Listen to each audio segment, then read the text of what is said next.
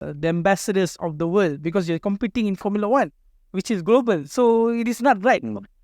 All these issues must be put aside and concentrate in racing. Basically, F1 now is like WWE. the battle is not on track. It's off track. Off track. Maybe this is all because of DTS. That's why I hate the Drive to Survive. I tell you, I hate Drive to Survive. This is the reason why. You hate F1, Drive to Survive. But I'll check you on that. Drive to Survive brought in more fans. Yes, because there's so much of false information. I mean, come on. From the first season until the current season. Have you watched the last one? Not yet. I haven't watched it because I don't like it. I didn't watch. I rather watch documentaries on Formula One that is available for me instead of this. Yeah, Rush was good. Instead of this kind of bullshit that they add on here, this and that. Make nonsense out of it. So, okay, that is maybe part of it now because Liberty Media is well known to have for entertainment. Yeah. So my take on Red Bull's drama is cut the crap. Please cut the crap, and then concentrate on racing. Cut the crap, bring the car to victory, and have it clean. Yep. We want a clean season. Clean season. Yeah. Okay, because this is just 2 races. Yeah. And 2 races full of drama. Yeah, man.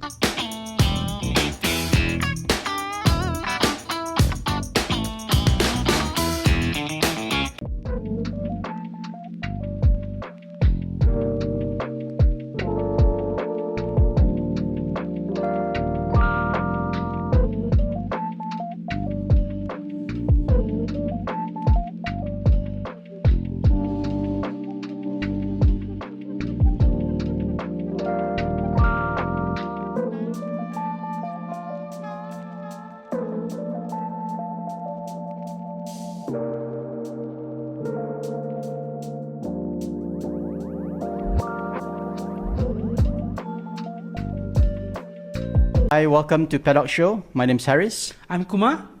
And today we are at M Dining with Wilson.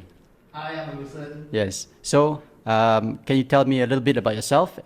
My name is Wilson, and I am the head chef and owner of M Dining, a modern Thai cuisine in Damansara Uptown. Right. Yeah.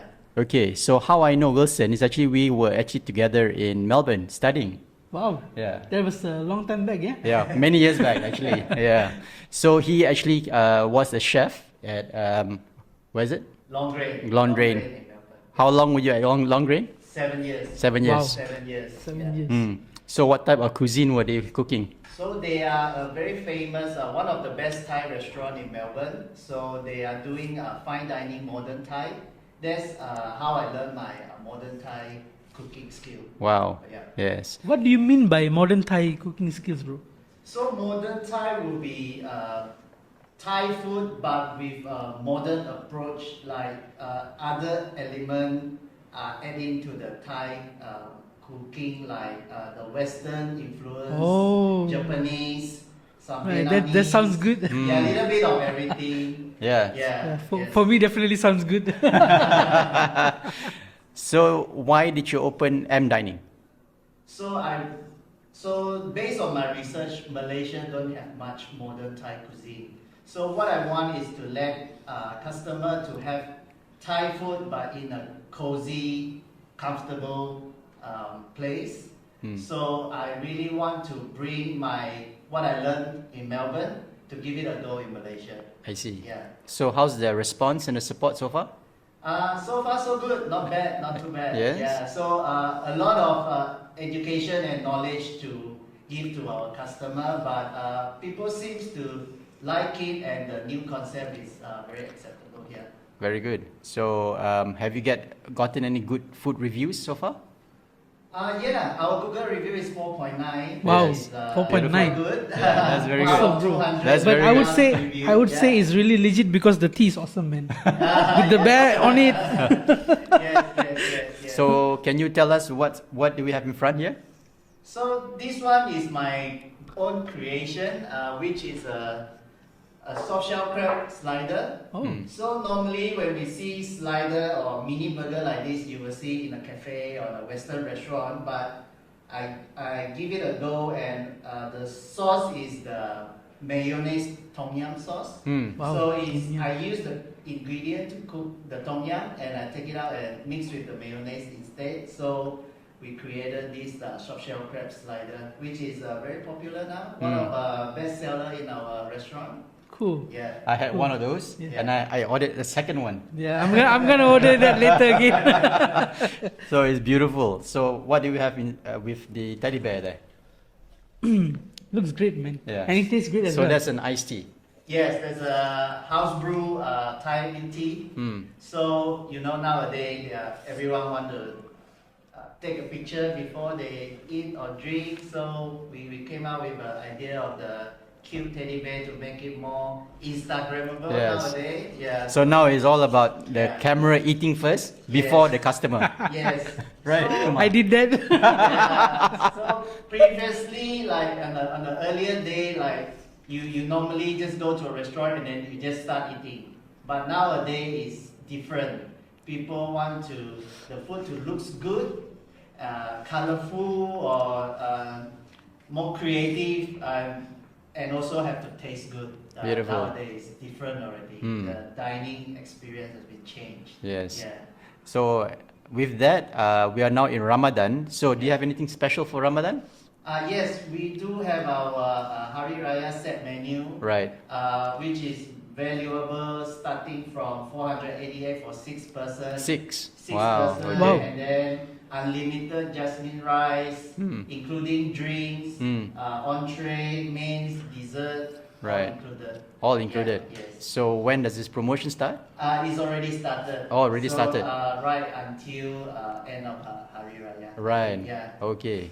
So you guys who are thinking of where to celebrate Hari Raya, Yeah. I think M Dining is a good place. Where's this location, bro, by the way? Damansara Uptown PJ. Damansara, PJ, Yes, yes. and we are a top-free restaurant. Yes. So, yeah. So M Dining is actually just opposite the Starling Mall. So if you guys can't miss it, okay? Parking is also very easy. Right. There is shopping, just a complex opposite where you can actually have a basement car park. So it's easy. So you guys who think Damansara Uptown is a hard place to find parking, it's actually not. Okay. Okay. So what's your plans for 2024 for M Dining? So I wanted more people to know about M Dining and the modern Thai.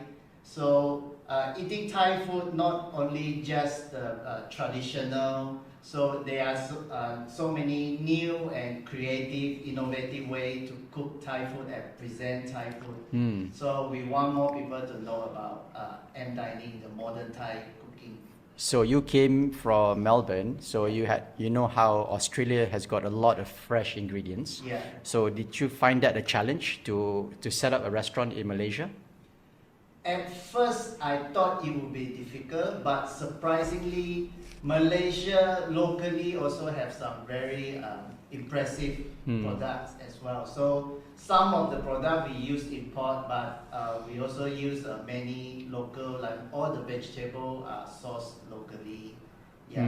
So it's actually quite easy to find all that Thai food ingredient here. I see. Yeah. So sourcing of suppliers and raw materials is not a challenge. Not a problem. How about staffing? And training staff?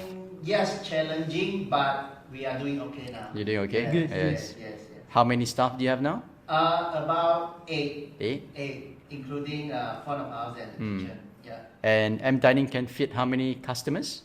About 75. 75. And we also have a 2 private dining room. Yes. Yeah.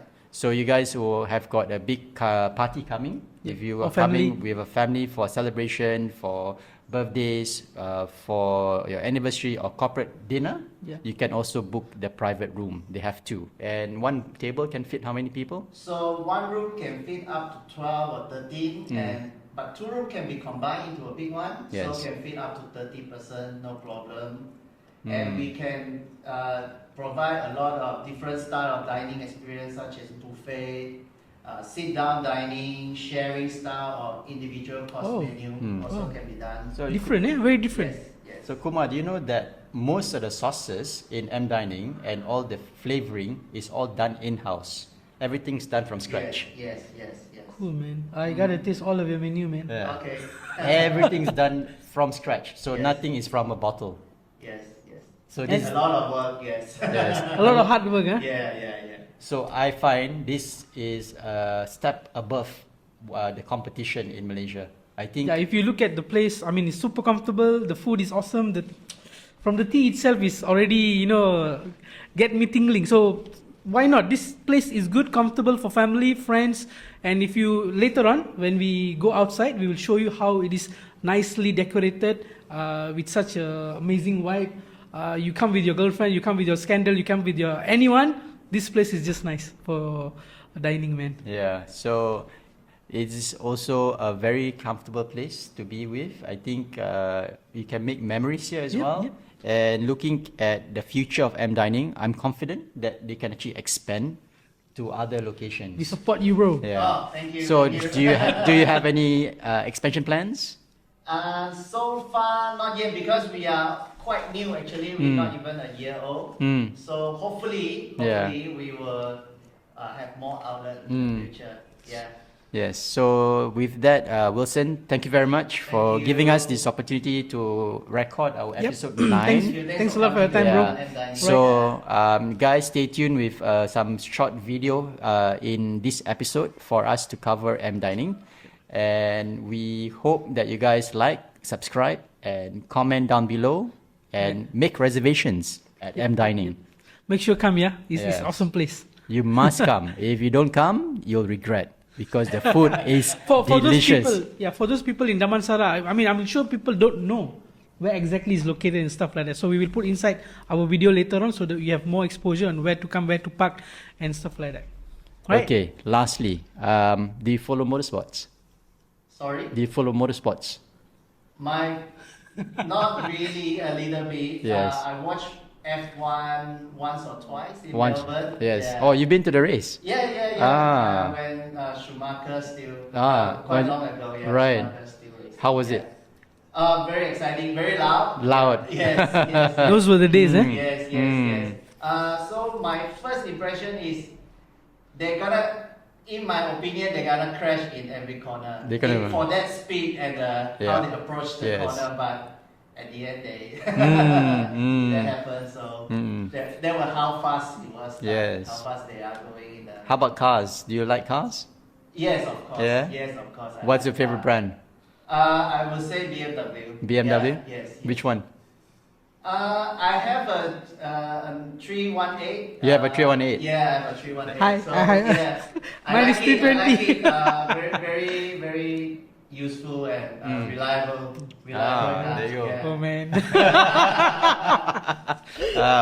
Did you modify the car? No. No? No. All 100% stock? Original. All Yeah. original? Yes, yes. All right. I think I need some tips from you later. Okay. Are you planning to get one? Already have. Oh, you already got one. He's already Okay. got one, is he? 320i. The Okay. 320i. F30. Okay. Good.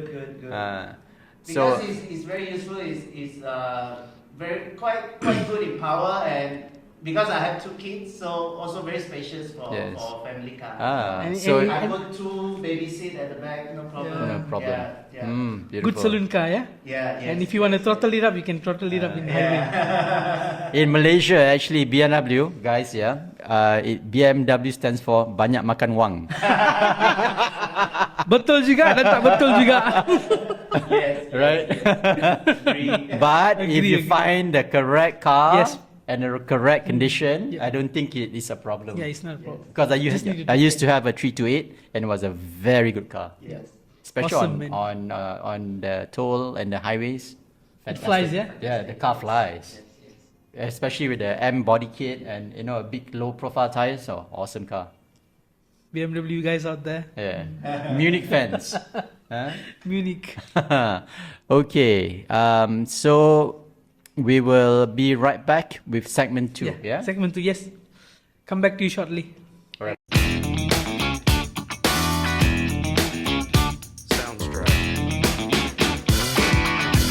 Hi guys, welcome back to segment 2 of episode 9 Paddock Show. Yeah, I'm still sipping on the Yeah.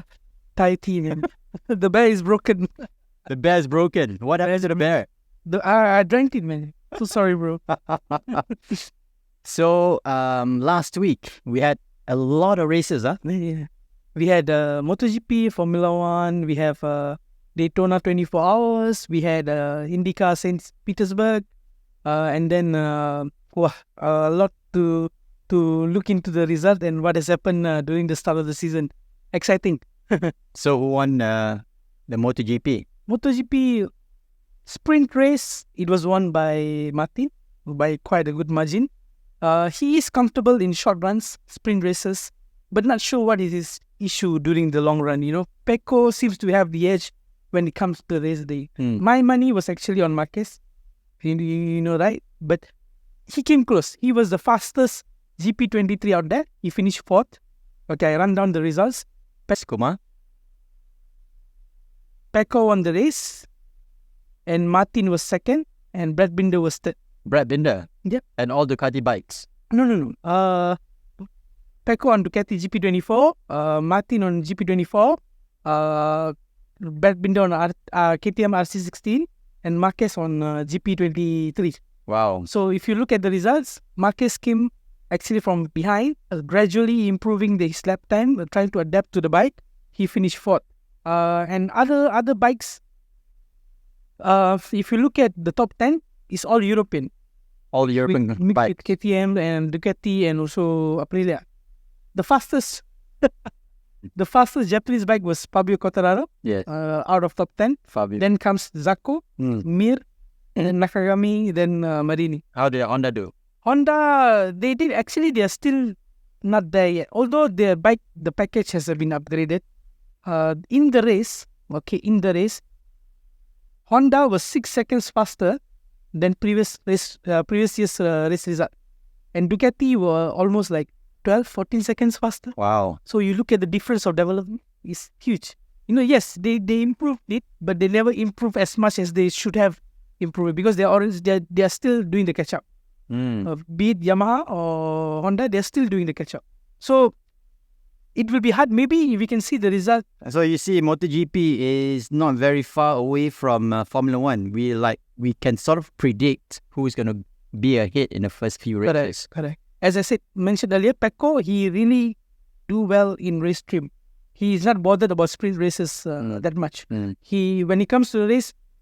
So maybe for the viewers, can you tell the difference between sprint race and race? Sprint race is basically they run half of the original race distance. Meaning to say, example, in Qatar, they rode for 12 laps, if I'm not wrong, for sprint race and 24 for the main race. So sprint race is where you need to choose wisely your fuel level, your grip level, your tires that you want to, whether you're going to go for soft or medium. So it depends. Some bikes are more faster. They go for softer options because during the sprint race is just a short one. So they just whack the whole tire off and then use up the soft tires to gain the grip. But still, during the last 2 or 3 laps, you will feel the degradation. The chatter is there, so the bikes will slide everywhere, and you're gonna lose the grip towards the end. And this concept is very well managed by the Ducatis. Ducatis have that edge of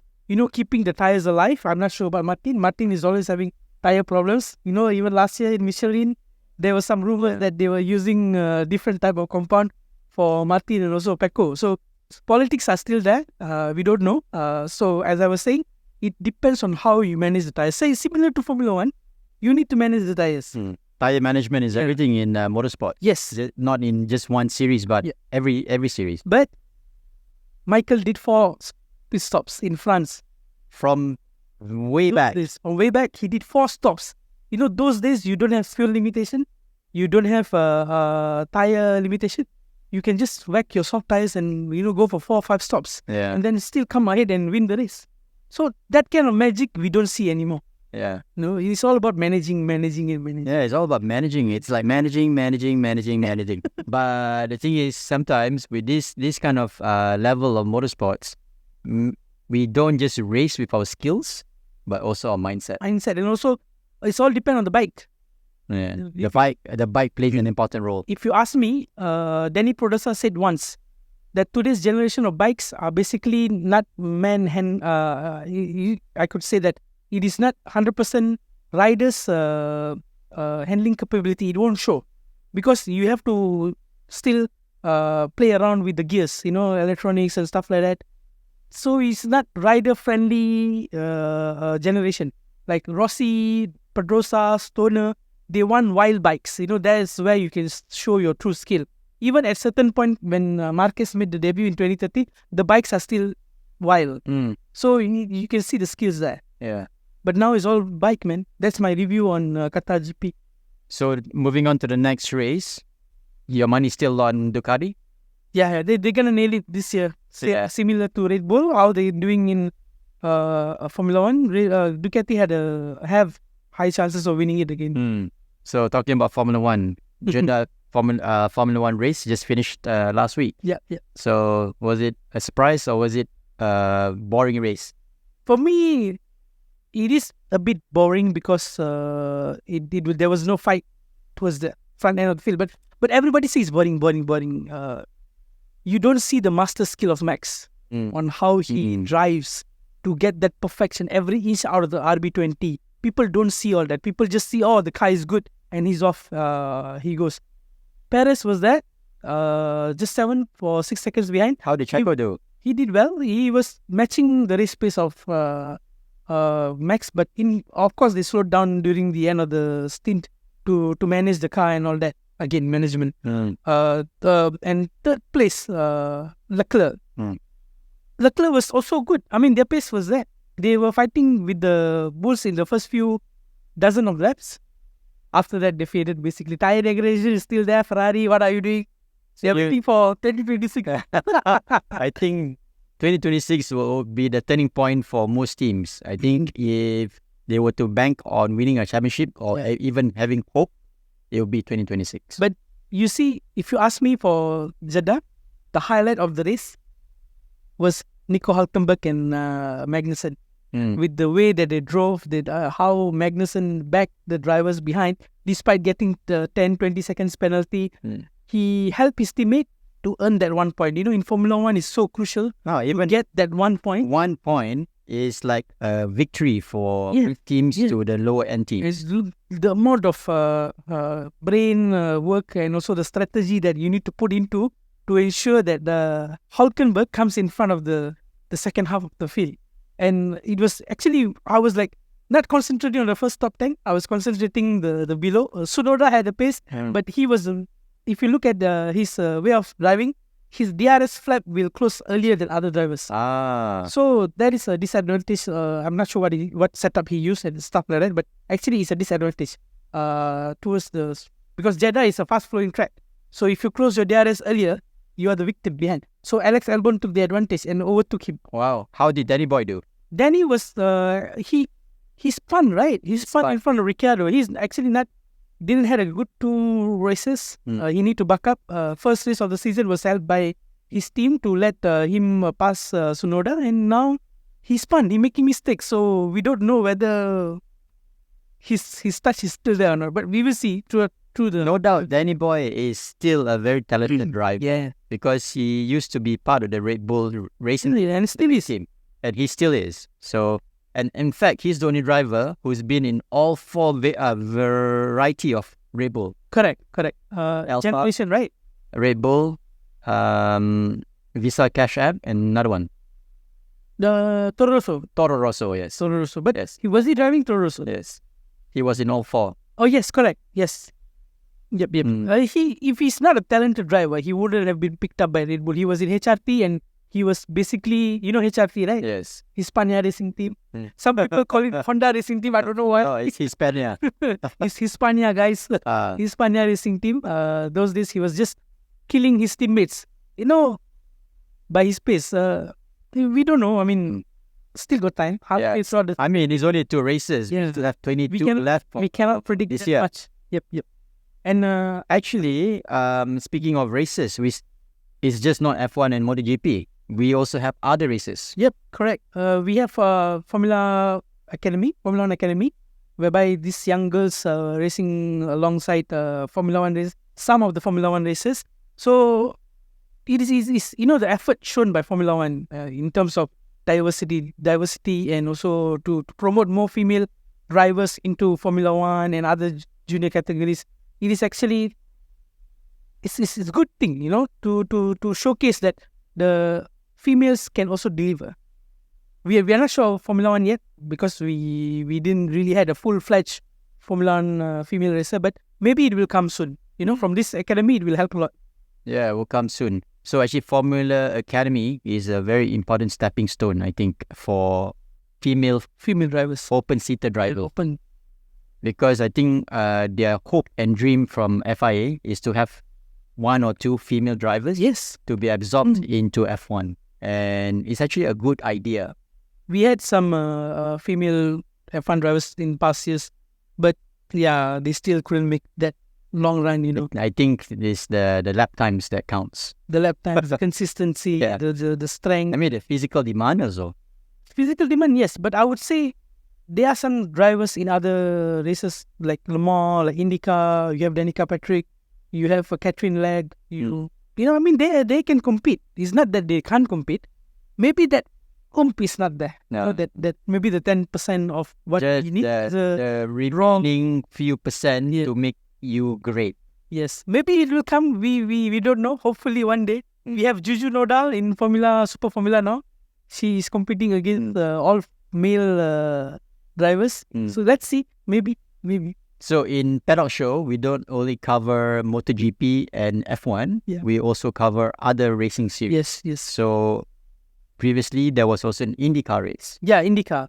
IndyCar this year, there's no rule change. By right, they're supposed to bring in the hybrid system this year, but they delayed through mid-season. They will bring the hybrid system after the Indy 500. So St. Petersburg was the first race of the season, and Chevrolet was dominating it. Basically, Tim Penske. Yeah. The Tim Penske driver won the race from Willpower, and then third place was the only Honda I think was in top 5, Colton Herta. Joseph Newgarden was the winner. Then Willpower. Then goes another Chevrolet driver. Can you tell our fans what's the difference between IndyCar, ChampCar, and F1? Okay, ChampCar, they were turbo derived engines. They were basically very huge, very bigger than what we have now. Actually, it was 2 separate championships. Then they moved together because Indy 500 was IndyCar. They call it IndyCar those days. And ChampCar was the ChampCar, Championship Auto Racing Team. They call it those days. So we had plenty of Formula 1 drivers came from there actually. Yes, Montoya is one of them. Jack Villeneuve. We have Jack Villeneuve, 1997 world champion. Yeah, Alexander Zanardi. Who was in a horrific crash. Yeah, and also Nigel Mansell went to ChampCar. Remember? Nigel Mansell, 1992 F1 world champion in Williams. So there's a lot of talent in IndyCar and ChampCar. Is the difference between IndyCar and ChampCar? ChampCar, they had multiple engine suppliers. They had Mercedes, Toyota, Honda, Chevrolet, Oldsmobile. You call it, Ilmo. Yeah. You had those type of more manufacturers. Actually, in IndyCar, it's they have few dominant teams, right? One of them is Andretti, Penske, Target, Chip Ganassi, yes, the Team Rahal. Yeah. All these are huge. I mean, big guns in IndyCar. So actually, they were already in championship auto racing, and then came into what's the actual difference between Formula One and ChampCar? Okay, Formula One top speed. You have top speed. I would say both are similar, despite the engine difference. Okay. Both are similar. The difference is tires. They're using Firestone. Yeah. And also only 2 tires, soft and hard. Soft and hard. So we don't. Formula One is complicated. Yes. So it's soft and hard. Yes, they do have tire management. They do have fuel saving segments where they have to, because Formula One you don't have to refuel. IndyCar you have to refuel. So at certain times when they short fuel you want to end the race ahead of the other driver who has already more fuel than what you have. So what they'll do, they have this called push to pass. Oh, push to pass. Push to so pass. is it like DRS? No, it's not. Not like that. It's a Like a- electric energy system. that they- energy recovery system. something like that. They have some seconds given. If I'm not wrong, 90 seconds. If I'm not wrong, yeah, 90 seconds. They're given throughout the race for them to use wisely when you want to use that push to pass. So these are the things differentiate from Formula One. At the same time, the chassis is only one chassis, supplied by Dallara. Dallara. Dallara, Yes. the head supplier. Dallara supplies to F2, F3. Yes, yes. Even now, Now also, yeah. even Super Formula is Dallara. Yeah, Dallara. So that's the difference. Formula One, you have your own chassis, An engine as well. yeah, own engine as well. IndyCar, you have the choice of engine suppliers, but you don't have a choice of chassis suppliers and tire suppliers. So aerodynamics is actually not a big important role in ChampCar and IndyCar. There were few aerodynamic influences, but they are not really focused into that because they want raw skill. Yeah, but you guys out there, if you see an IndyCar and ChampCar, this is what takes my breath away. You see the fans, all the Americans. It's if you watch Indy 500, it's super packed. It's like Even- it's like a World Cup. Bro, even St. Petersburg was full packed. You go and watch the race. I was watching the race in YouTube. You know, they have the segment that live you can watch. NBC Sport. Thank you, NBC, for allowing us foreigners to watch IndyCar. So it's full packed, man. The whole weekend, from Friday to Saturday to Sunday, is full. Do they still have refueling in Yeah, IndyCar is is it? refueling. in IndyCar, most of the circuits are oval tracks. Oval, and they are putting in more and more racing, old school racing circuits, like Long Island Long Beach was there. yeah, Long Beach. Long Beach was already there, and then we have this Saint Petersburg, and we have this Toronto, Canada, if I'm not wrong. Actually, Indianapolis track reminds me of an incident in F1. But what intrigues me about that track is there is two types of layout: the outer track and the inner Inner track. track. The IndyCar use both. Hmm. They also use the inner track and also the outer track. The inner track, they call it Indianapolis Raceway. Yes. For the outer low oval, they call it Indy 500. So there's a difference. They also run both track. Can you tell the fans what happened in F1 in Indy about But the that tires? was back in 2005. 2002. 2005. Rough Where you had 6 cars.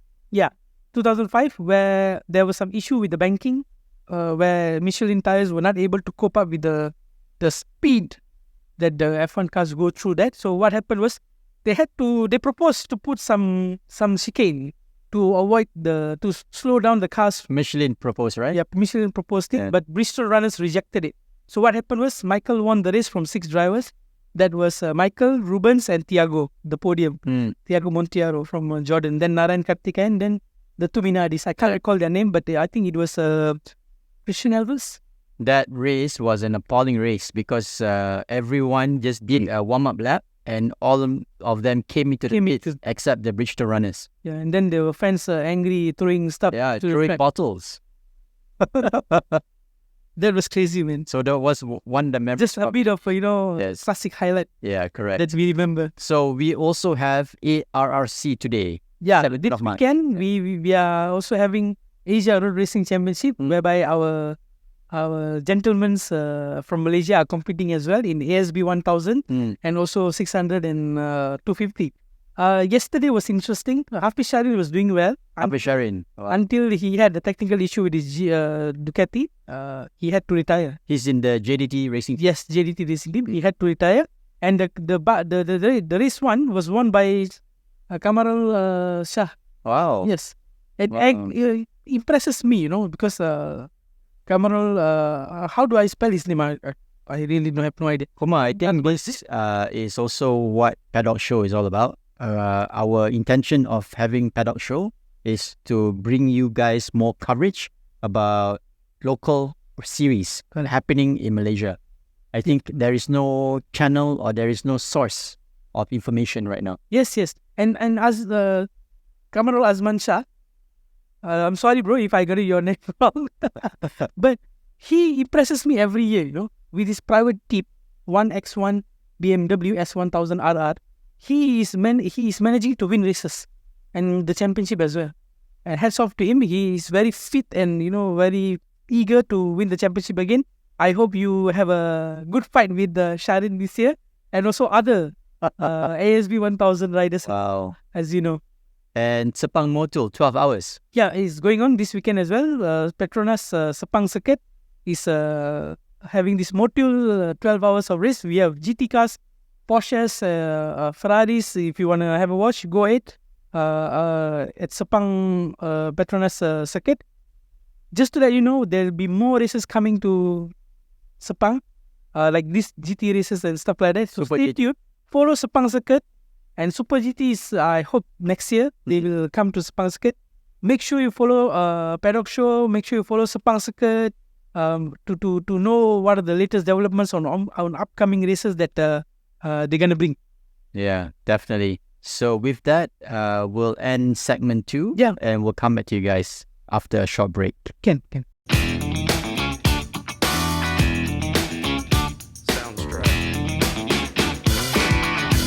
Hi guys, welcome back. I'm Harris. Kumar here again. Yes. So we've covered M Dining. How's your drink? It's good, bro. It's melting. I want to drink. When are you gonna have the burger?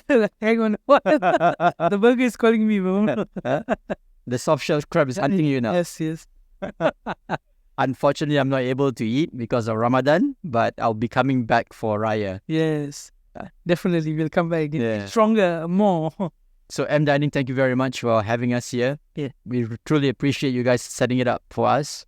Good food and good atmosphere. We'll send hats off to you as well. Yeah. Your menu is awesome. Okay, so F1 news. F1 news. Okay, Mercedes seems to be in trouble. They say they had some fundamental issues with the car. I mean, come on, you have 2 years to research and studying the car. You have Red Bull to study into. I've seen so many times that they want to change concept. They want to go with the Red Bull style of floor. Who's the chief designer for Mercedes? Now is Andrew Chauvelin, if I'm not wrong. He's the main for Mercedes. But So what aspects of Mercedes have they replicated with the Red Bull? I think none. None. The only innovation that I see is the front wing and also the suspension. But during the test, they were good. Mm. They were really good. They did well. The race pace was, but again, we didn't know how the Bahrain test actually showed a lot of promise for Yeah. the Mercedes this year, but it's actually quite disappointing from Bahrain and Jeddah. correct. And I believe that the team won't be bringing much update for Hamilton, as you know that he's going off to Ferrari. So maybe Russell, we will see more better results compared to I think with this big news, Hamilton would not be receiving any good updates or upgrades this season, and he might be even missing from some technical meetings. Yeah, if you remember what I said earlier on, this season is crucial. You got the car right this year, you are bringing that car to next year. Yeah. So if you screw up the car this year, then that's it. I mean, you're losing the valuable time unless you switch your focus to 2026. Like what Toto said in the news the other day, that they are prone to focus on 26 compared to next year. So whoever comes into Mercedes next year, they might not have the best car, but 2026 will be interesting. As you know, Ford will be joining Red Bull. They will lose Honda. At the same time, Lewis will be in Ferrari. And the question mark is whether Max will go to Mercedes or not. The rumors are still ongoing. The latest news was that what's the girl name, bro? Well- No, I don't care. Yeah, we don't care about who the girl's name is, But basically. she has approached FIA. She has approached the FIA. Approached FIA to take the next action against Christian Horner. I don't know what is the thing. What is going on, you guys, in Red Bull? Come on. I mean, you have the best car, the best people, and you screw up just because of this issue. And then, of course, this issue might be big for the girl. We don't know the actual story again. With the evidence that they showed in media, might not be true. We don't Yes. know. So in Formula One, sometimes it's about politics and also shadow casting whatever you say. Yeah. And be careful of whatever you say. Correct. Because everything that a team principal and an F1 driver says is recorded. Yep. And this is actually killing, giving a bad image to Formula One, because you guys are the examples of leadership of drivers and the ambassadors of the world, because you're competing in Formula One, which is global. So it is not right. All these issues must be put aside and concentrate in racing. Basically, F1 now is like WWE. the battle is not on track. It's off track. Off track. Maybe this is all because of DTS. That's why I hate the Drive to Survive. I tell you, I hate Drive to Survive. This is the reason why. You hate F1, Drive to Survive. But I'll check you on that. Drive to Survive brought in more fans. Yes, because there's so much of false information. I mean, come on. From the first season until the current season. Have you watched the last one? Not yet. I haven't watched it because I don't like it. I didn't watch. I rather watch documentaries on Formula One that is available for me instead of this. Yeah, Rush was good. Instead of this kind of bullshit that they add on here, this and that, make nonsense out of it. So, okay, that is maybe part of it now, because Liberty Media is well known to have for entertainment. Yeah. So my take on Red Bull's drama is cut the crap. Please cut the crap, and then concentrate on racing. Cut the crap, bring the car to victory, and have it clean. Yep. We want a clean season. Clean season. Yeah. Okay, because this is just 2 races. Yeah. And 2 races full of drama. Yeah, man, can't we? And Sainz. After that, we go to Sainz. Yeah. What is happening to Sainz? I mean, what happened to him? I mean, we know he's no longer having a contract with Maranello, but pulling yourself out at the very last minute. They say his appendix. His appendix is something that his father had as well back then. So he had the surgery that day. He came for the race. He watched the race. But the mood was different. If you look at Carlos Sainz Sr.'s face and also David Bearman, Oliver Bearman's face was totally different. Yeah, I mean, it's crazy, with all these small news, dominating Formula One more than ever. Yes. So the race is boring, but the off-track drama is continuing till today. Which is overwhelming, bro. Overwhelming. So Oliver Bearman finished P7. He did a good job. I would say hats off to you. We did not expect you to score points in your very first run. But I'm surprised, actually. What happened to Robert Schwartzman? Robert Schwartzman was his...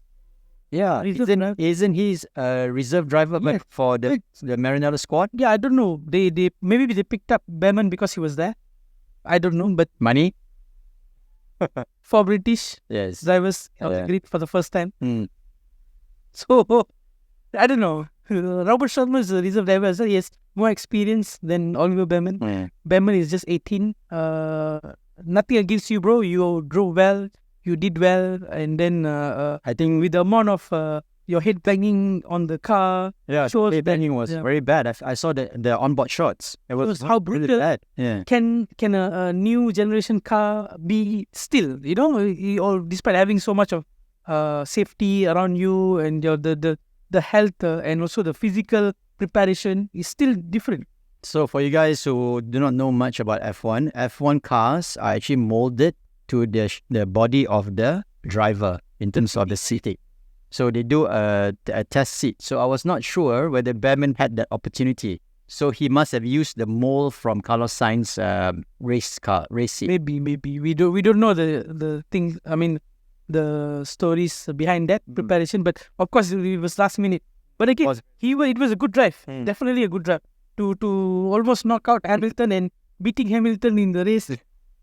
Oh, talking about Hamilton. Hamilton came to Malaysia. Yeah. He went to school, eh? Yeah, he went to school. Back to school. So actually, Hamilton, every time a week before Melbourne, he would stop by Petronas. It's so nice of him. Because that's a sponsorship obligation and commitment to Petronas to make an appearance.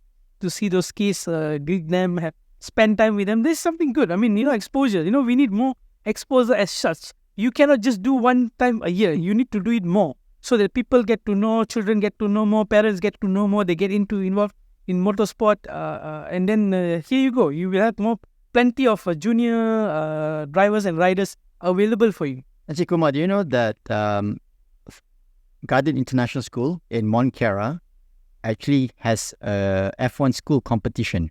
Even Malaysia is involved, right? Yes. Last year there were, there was one country won. So they were supposed to design an F1 scale model and put it on a track and see who's the fastest. And most of the time, the Malaysian team wins. Wow. Yeah, F1 school. So I attended that with Toto Wolff and David Croft in Sunway Resort Hotel. Wow, amazing. Yeah. So we met him and the Malaysian team won. That was, ICB. That was back in 2017. you see, still, no, I don't know what to say. We have been... So is it the platforms there, the opportunities there, the events are there, the happenings there, but F1's still not here. Yeah. And do you know that which race that was it?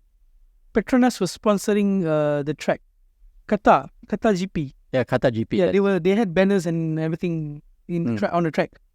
Bro, if you can put all that sponsorship there, bring to Malaysia. The ads are all in around European races, but the ads are not in Sepang. There are only Sepang, nowhere else. And people even don't know that the Sepang Motul 12 hours is going on. Yes. Now, how many people are aware of that events and stuff? Like, how do you promote it? So we throw back that question to you guys. Yeah. Sepang International Circuit organizers, what are you guys doing to promote your events? Yes. You're giving out free seating for people to attract, but you're not doing the marketing or exposure that this is the race, these are the cars, these are the drivers coming from, what are the championship is all about. So moving to another news. Yeah. Lately I read there was a news saying Formula E finale coming to Malaysia. Wow. But I believe that was denied, right? Yes, denied, but MAM actually did not deny. They said it may be possible.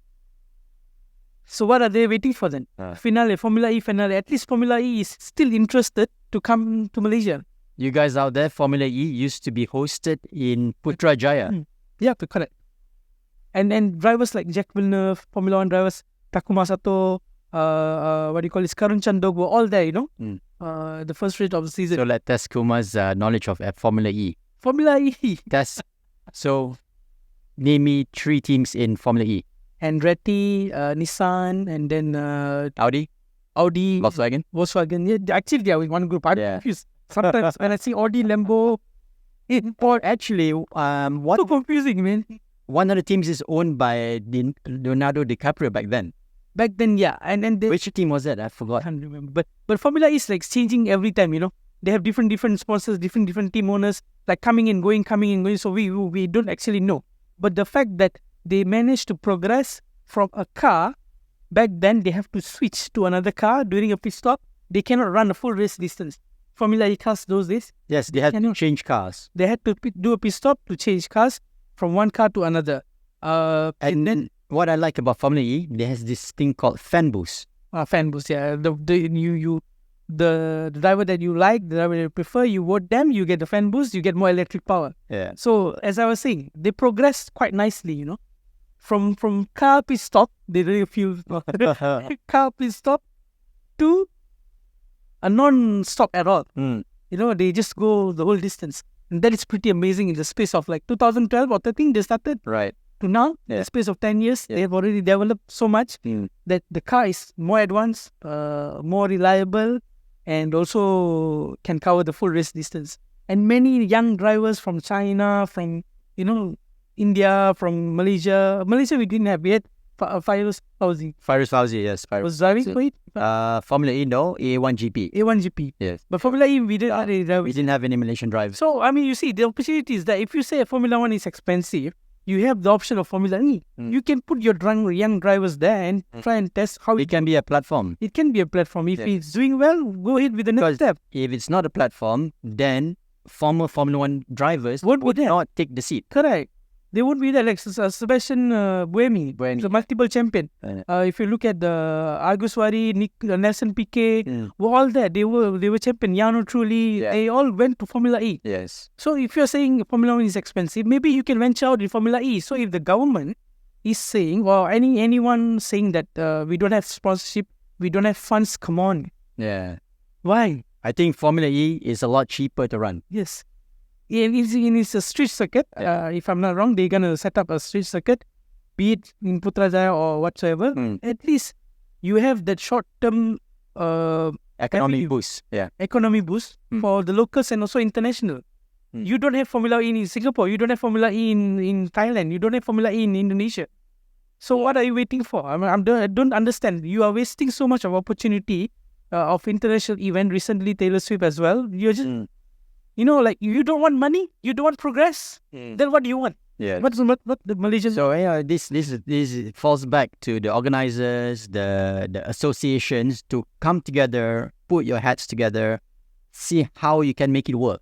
Because Formula E, even though it's such a smaller event in terms of scale to Formula 1 and MotoGP, it still has a lot of following, a lot of presence. And shout out to Sarah Sardin. She's one of my friends. That she's been following Formula E for quite some time, and going to the races, Hong Kong, if I'm not wrong. She is pushing on female drivers as well, covering some races, international and locally.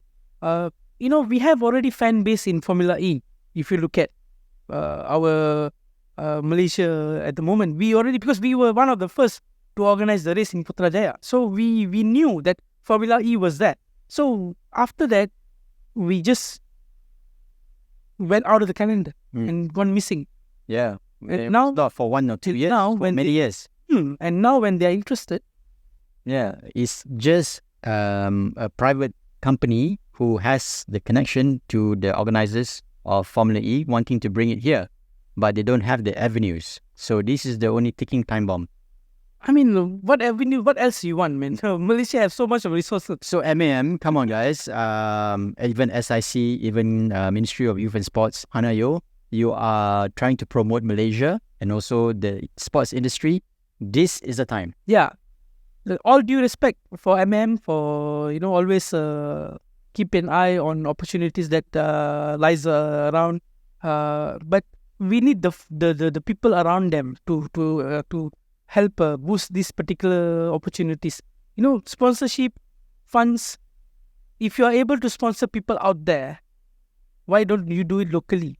Like he said, food-wise, travel-wise, merchandising-wise, it will benefit to us. If you cannot afford to give out cheap tickets, you can still categorize it. Malaysian, you give this much cheaper tickets to foreigner. Well, have 2 categories. One for international visitors, one for Malaysian. I mean, you also do a walkabouts. Like walkabouts, people have cheaper tickets. They can go around the track. And then there's no sitting, by the way. Just go around the track, have fun. The activities along the way. You are already making business on the track. Do something like that. Do something different. Maybe a night race, to attract more people. A Saturday night race. I think fundamentally, if Malaysia were to have any international motorsports event, we would benefit. Yeah, definitely. With the Be it a small scale or a large scale like Formula 1. We have all the resources, man. Yeah. Okay, so with that, we'll come back to you with another segment. We'll take a break. Yes, sure.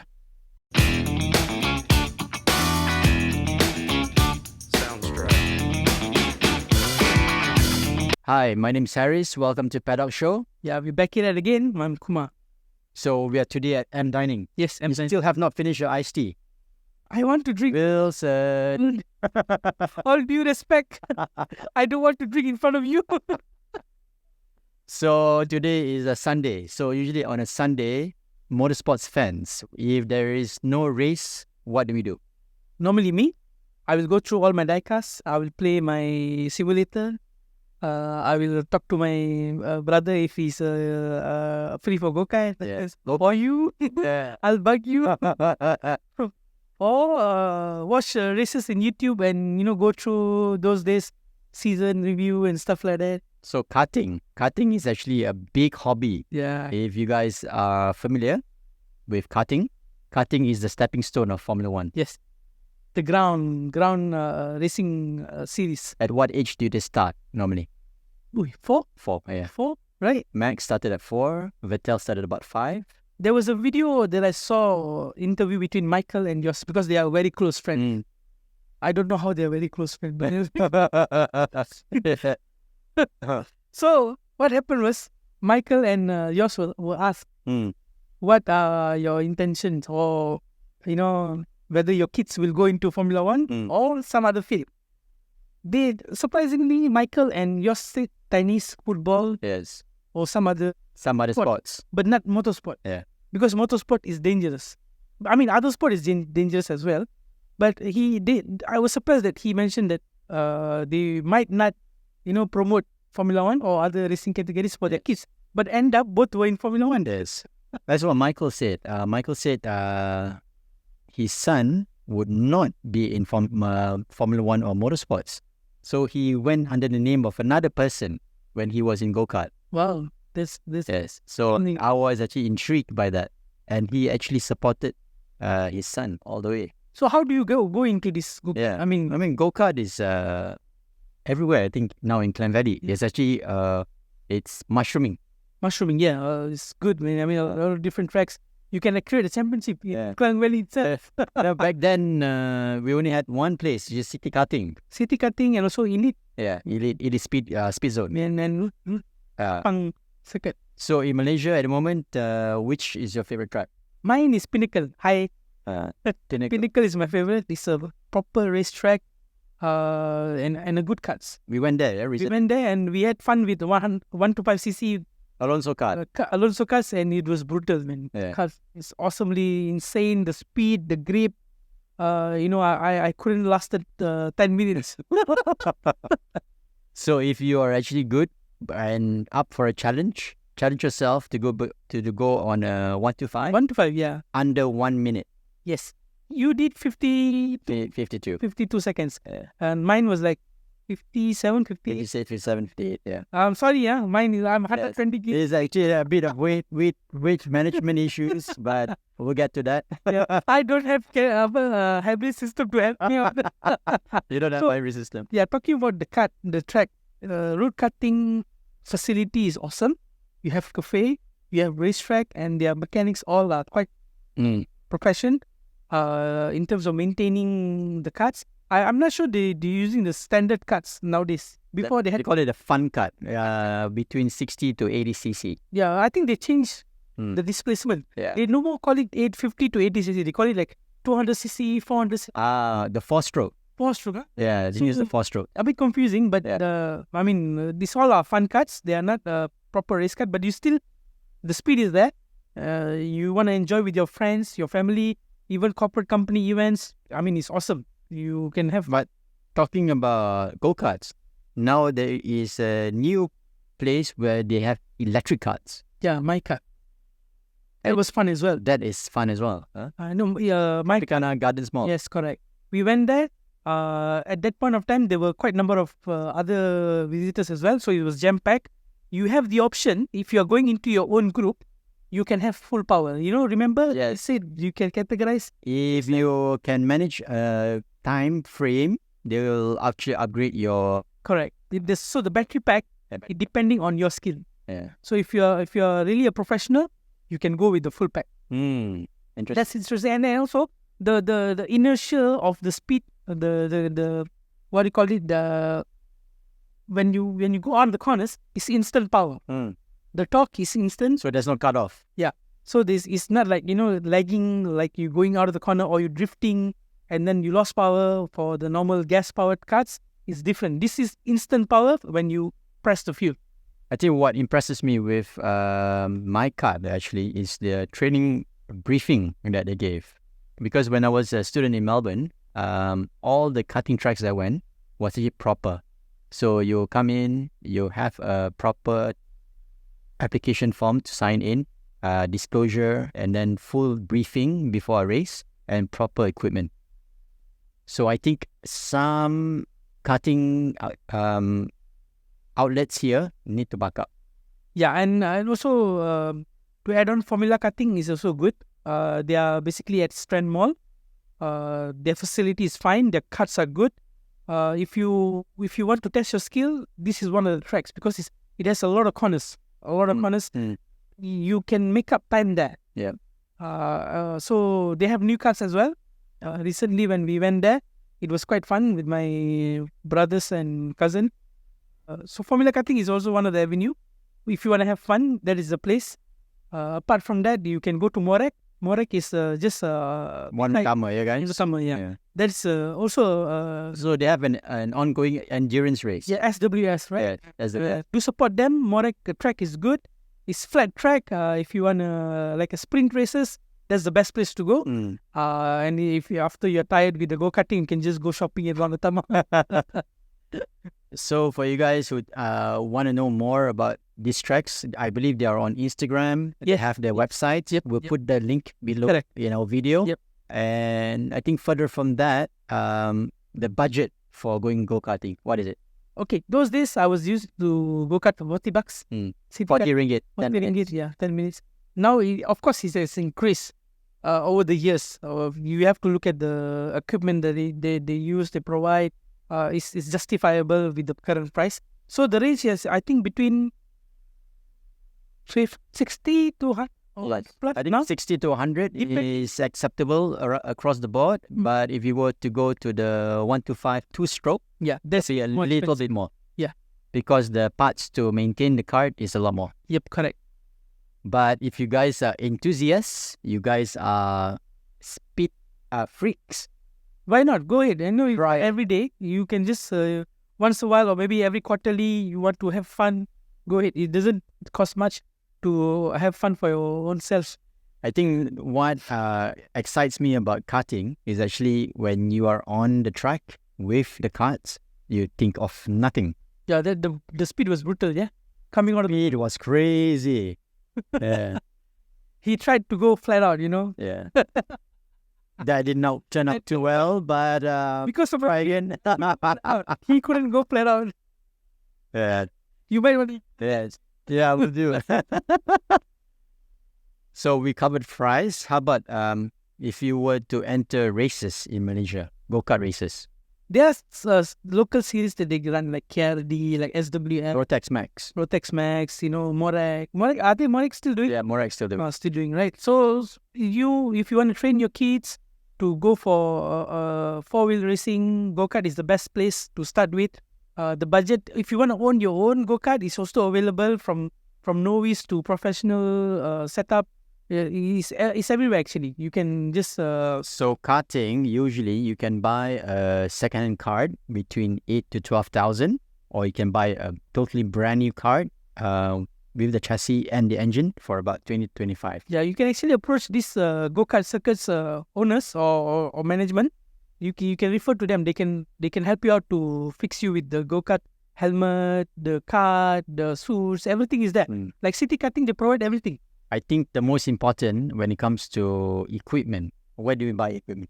Well, for me, I look at the track as well. The track that I go, like as I mentioned just now, city karting, they have whole lots of set from helmet to shoes and everything. Other than that, if you are really moving into professional, you can go to Momentum in Sunway, if I'm not wrong. Sunway. Okay. They have all the best equipment, up-to-date FIA approved items that you can grab there. So the FIA certified equipment is a must in a lot of the certified FIA or CIK series. Yeah, if you are going professional, Yes. then you should They have. call it hemoglobation or something like that. It's called 8856-2000. So you need to have Yes. proper, So you need to have a suit. certified suit, just like F1. like the helmet that we use. You cannot use the road helmet to go for races. Each helmet will cost you around 1,000 to 3,000 depending on the brand of the manufacturer. So if you are really into racing or want to go ahead with go-kart, make sure that you start small. See what are the chances for you to involve in the local series. Try there first, and then from there you move on. Yes. And I think this is my personal opinion, okay? Guys out there who are karters, bear yourself, if I were to say this. you guys are very deep in your pockets, right? So for us to bring up more karters who have got the opportunity to go racing in Formula Asia, Formula 4, Formula Southeast Asia, Formula BMW, you need to give way. Of course. Don't enter Rotax Max Championship. Just have your own competition. Don't mingle with... Yeah, if you just want to go into go-kart and race for go-kart series, is fine. But if you want to level up, you cannot just stay in go-kart. You need to move up. You have to move up the ranks. Yeah. Don't just stay in karts. If you like touring cars, you can go register for Malaysia Super Series. Yes. There's a lot of series that is Sepang organizing. Sepang, Correct. Petronas Sepang Circle is organizing. You go to Malaysia Super Series, compete there. My friends are into that. Malaysia Super Series, lady, MSL. female, driving in a Malaysia Super Series. So why not? So you see, this is the thing. Just like Pocket GP. Pocket GP is a progression to Mini GP, to Moto 4, Moto 3. Similarly, Go-Kart is also a step up to Formula SEA and also Formula Renault and Formula BMW. So we need more talent in the Rotax Max Junior Series. So we have good drivers available, and they are also competing in international series, right? Like Leona Chin, the female Chin, yes. the female driver of Malaysia. Mm. She's been competing here and there, bringing our Malaysian flag around the world. That's good. So thank you so much, Leona Chin, for at least providing the exposure that female drivers can do it. And also another track I would like to thank is Zen Lau. Zen Lau. Zen Lau, he has his own track in Izelo, they call it. I sorry if I pronounced it wrongly, but it's Izelo. Izelo, right? His karting track is Inshallah. Okay. And then he has a cafe as well, and also a track at the front. So while you enjoy your racing, you can also have your snacks there. And the reason I'm saying this is because you have so many places to go to, and different type of racetrack, different layouts. Some of them are car park, some of them are Proper track. some of them are Siemens, car park. Yes. The Strand Mall. So try your skills, have fun. If you really like it, join it. Yeah, exactly. So with that, we'll come back to you with a short break.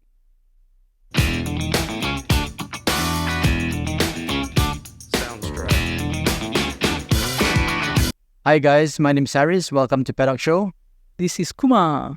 Okay, so next week, Melbourne, Albert Park. Yes, one of my favorite track, classic.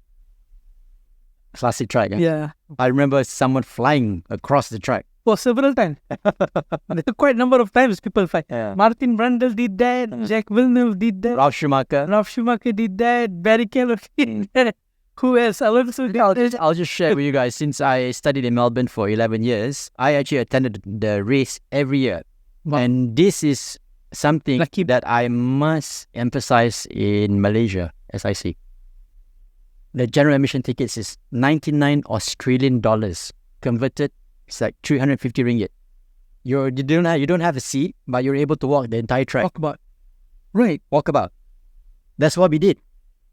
And as students, you get 35% early bird tickets. I mean, as we know, that there are so many things that we can do with the ticketing. So maybe we can learn from this outside marketing. It's not about copying or what. You learn how to improvise yourself, how to give the chance for local fans to enjoy Formula One or other race series as well. See, right? Australia track, I think the organizers did a very fantastic job. They have the classic car collection at the track. They have the merchandise, and they also have a Formula One village where you can actually try the beacons, the light beacons, where they test your response and your reflex. Right. Jensen Button is the lap record for that. Still. Wow. And you can try the pit stop tire change. So they have fantastic setups in Melbourne, and I think this has translated to Singapore GP. Right. And this is where Petronas is actually lacking in Sepang. Maybe more engagement between fans and also Formula One itself. Right. So Melbourne, right? Melbourne used to be the season opener. Why they have changed Changed it. Yeah. Why they changed? I think maybe due to weather and maybe due to time zones and things like that. I think because they also have the race in Bahrain, so they might want to start in Middle East and finish in Middle East. Maybe due to logistic management. Now, Who knows? the superpower belongs to Middle East. Yeah, Ben Sulaiman, you are under investigation. But the niche is gone. Yeah, We don't see that news anymore. yeah, we don't see it. What happened? It used to be in Raleigh, yeah? Used to be ready. It used to be in Raleigh. Putting that aside, So Australian GP, Yeah. we've got 58 laps. the laps. Who's the record holder there? Mm. Lap record holder. Checo, Checo, yeah. Wow. 1 minute 20.235. And what is the lap count? Lap counts about 58 laps. 58 laps. And your best memory of Melbourne? Melbourne, we actually crossed the barricade to run through to the podium. The alarm? Yeah, Track the alarm. division? But I So think... once the car is all in park fermé, they open everything. Oh, So people just rush like a stampede. damn. That's different. I watched a video where Michael won a race in Monza and there were fans running in front of him. So that was like very close call. He almost hit it. There was one race where a guy with a flag, remember? That was it was- GP 2003. Ah, yes. He was protesting Yeah, was protesting for human something. rights. Yeah, human rights. something. I'm not Oh, sure about it, but So you guys there, even though you guys are fanatics or you want to get your word across, think about safety. yeah. Motorsports is So like- dangerous. Mm. Okay. So last year's results was Max took it first, followed by Lewis and surprisingly Alonso. Mm. Aston Martin. Aston Martin were doing good in the first half of the season last year. This year they have started slowly. Let's see, maybe as the season progresses, because their car is still new, similar to other teams as well. But Mercedes is struggling. You can see from your.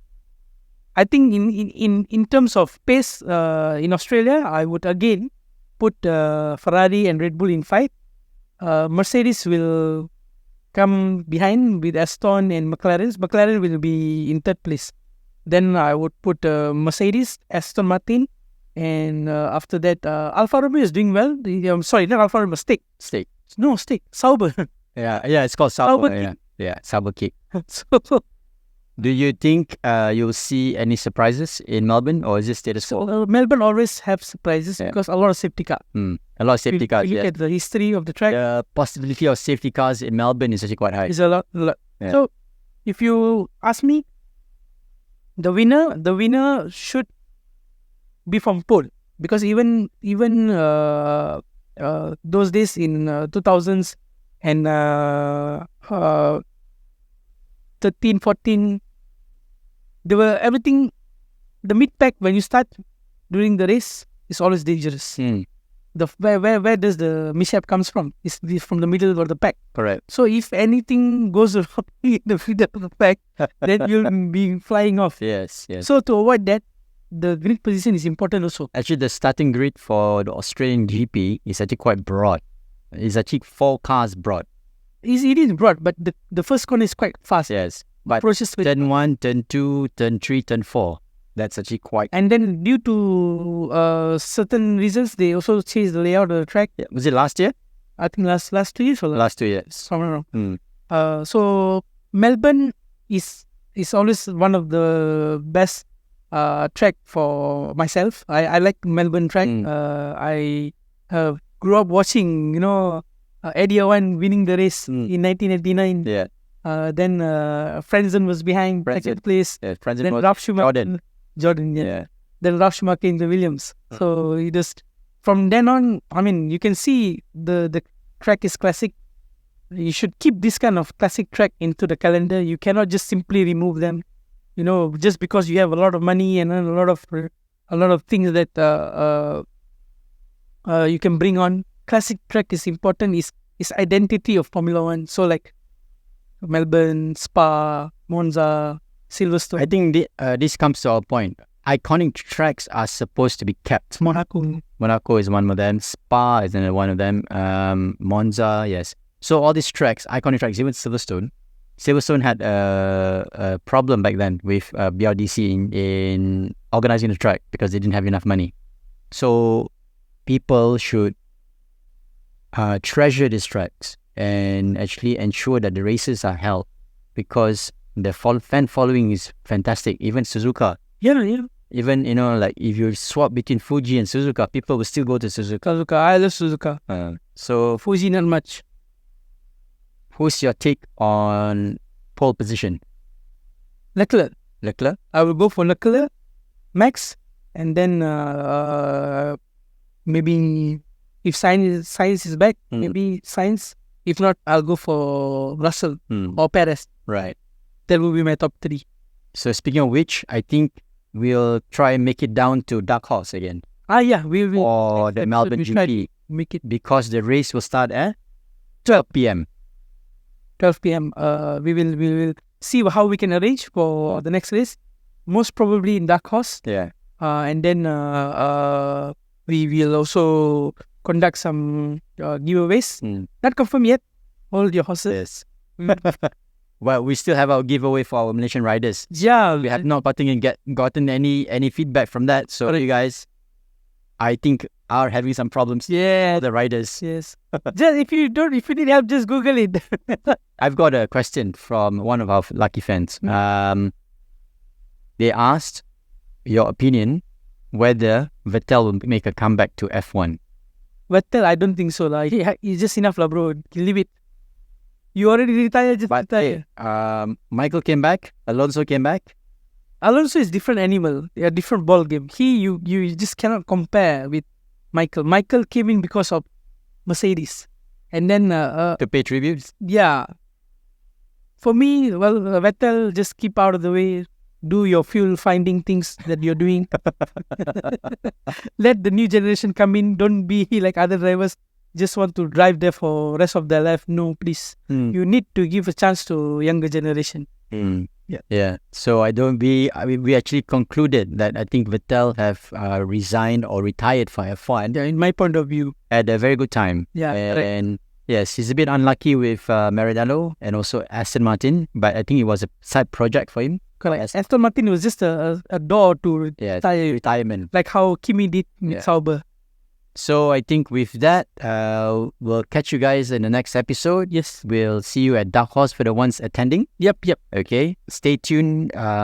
If we are going to give away some diecasts, we'll make a short episode on YouTube. Yes, sure. So please like, comment, and subscribe our channel. Yep, sure. If you guys have any live coverage you want to do for your motorsports or car events, do contact us 010-220-9880. paddockshow@gmail.com. Yep, we are all welcome to cover your races. Yes. So with that, thank you very much. We'll see you next time. Happy weekend, guys. He came close. He was the fastest GP23 out there. He finished 4th. Okay, I run down the results. Pecco won it from Pecco. Oh shoot, I forgot. There's always a phone there. Alamak. Nanti you cut lah. It's okay. Nanti you tiba-tiba blank pula.